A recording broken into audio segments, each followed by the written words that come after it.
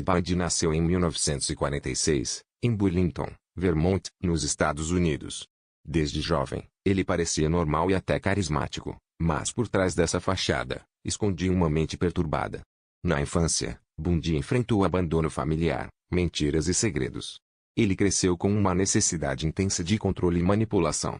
Durante a adolescência, começaram a surgir comportamentos obsessivos e sinais de fascínio por violência, embora ninguém imaginasse a gravidade. Bundy era inteligente, articulado e persuasivo. Ele sabia se apresentar como alguém confiável e usava isso para se aproximar das pessoas. O que parecia um jovem comum era, na verdade, o início da trajetória de um dos serial killers mais famosos da história. Na adolescência e juventude, Ted Bundy começou a mostrar comportamentos preocupantes. Ele colecionava fascínio por violência e controle, observando mulheres de perto e estudando seus hábitos. Bundy era extremamente carismático. Sabia como se aproximar de vítimas sem levantar suspeitas, um sorriso, uma conversa amigável, e ele já ganhava confiança. Ele também desenvolveu mentiras frequentes, inventando identidades para se misturar à sociedade. Era inteligente e calculista, criando uma fachada perfeita de cidadão comum. Enquanto parecia um jovem comum para familiares e amigos, sua mente estava preparando a escalada de crimes que chocaria Zoa. Ted Bundy não atacava ao acaso. Ele era meticuloso e estratégico.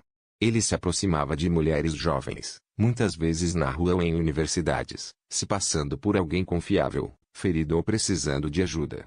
Bundy usava truques simples, mas eficazes, pedindo ajuda para carregar algo pesado usando muletas ou outras aparências de vulnerabilidade fazendo-se passar por funcionário ou estudante. Essas táticas criavam uma falsa sensação de segurança, fazendo suas vítimas confiar nele.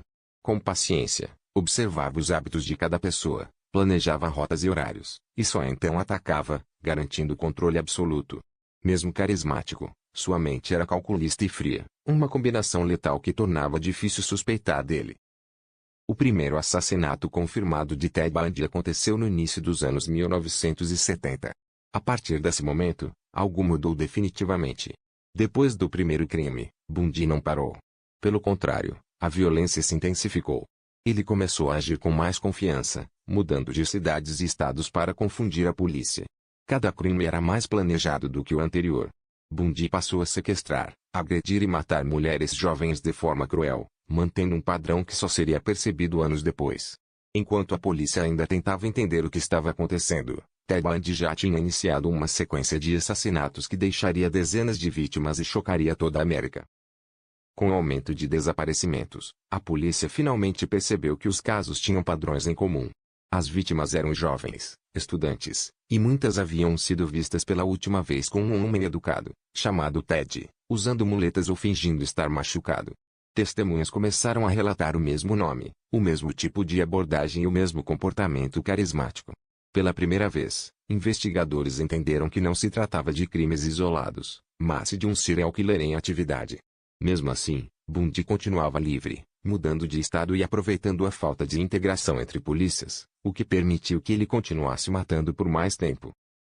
Em 1974, a polícia finalmente conseguiu prender Ted Bundy. O que chamou atenção foi o que encontraram em seu carro: cordas, algemas, uma máscara e outros objetos suspeitos. Mesmo diante das evidências, Bundy manteve a postura calma e confiante. Ele negava tudo e se apresentava como inocente e injustiçado. Durante os interrogatórios, sua inteligência e frieza impressionaram investigadores. Ele falava bem, manipulava conversas e tentava confundir quem o questionava. Apesar disso, a ligação entre Bundy e os crimes começou a se fortalecer. Pela primeira vez, o serial killer estava oficialmente sob custódia. Mas a história estava longe de acabar. Mesmo preso, Ted Bundy continuava sendo extremamente perigoso. Em 1977, ele conseguiu algo impensável: fugir da custódia da polícia. Bundy aproveitou brechas no sistema judicial e o fato de atuar como seu próprio advogado. Durante uma audiência, ele simplesmente escapou pulando por uma janela do tribunal. Após ser recapturado, muitos acreditaram que o risco havia acabado. Mas meses depois, Bundy fugiu novamente, dessa vez de uma prisão de segurança máxima. Essas fugas chocaram o país e provaram que Ted Bundy não era apenas um assassino, mas também um manipulador extremamente inteligente. O pior ainda estava por vir. Após sua segunda fuga, Ted Bundy viajou até a Flórida. Cansado, Pressionado e mais violento do que nunca, seu comportamento se tornou ainda mais imprevisível. Em 1978, Bundy atacou uma fraternidade universitária, invadindo o local durante a madrugada. Em poucos minutos, ele deixou vítimas mortas e outras gravemente feridas. Diferente de antes, esses crimes foram caóticos.